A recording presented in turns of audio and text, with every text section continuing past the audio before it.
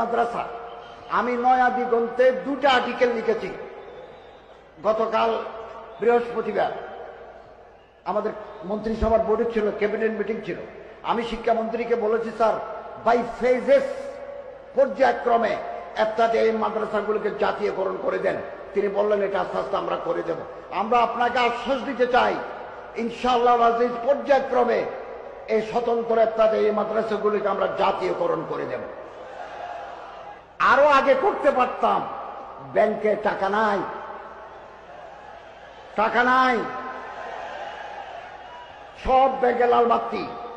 ব্যাংকে যদি টাকা থাকতো, একটা এই মাদ্রাসার লোকেরা আমার সাথে দেখা করছেন, তখনই আমরা করে দিতাম।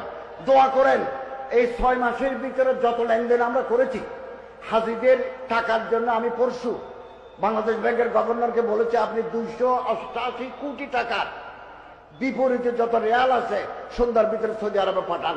তিনি বলেন পাঠাবো। 3 দিন পরে আপনি 300 কোটি টাকার বিপরীতে যত সৌদি রেয়াল আছে সৌদি ফান্ডে জমা দেন। তিনি বলেন দেব। যেতে দেরি হচ্ছে কেন? আমরা রিজার্ভে হাত দিচ্ছি না। রিজার্ভে টাকা আছে, জমতেছে, মার্কেট থেকে তুলে আমরা সমস্ত লেনদেন পরিষ্কার করছি। আমরা চলে যাওয়ার পরে যারা আসবেন তারা যাতে ব্যাংক দেশ পরিচালনার ক্ষেত্রে বিপদে না পড়েন, আমরা এইরকম একটা সচ্ছল সাস্টেইনেবল ইকোনমি রেখে যাচ্ছি। এবং আলহামদুলিল্লাহ অত্যন্ত ডেডিকেশনের সাথে প্রফেসর ডক্টর ইউনূস সাহেবের মাধ্যমে আমরা আপনাদের প্রদত্ত দায়িত্ব পালন করে যাচ্ছি। দোয়া করবেন আল্লাহ তাআলার রহমত যেন শামেলে হাল হয়।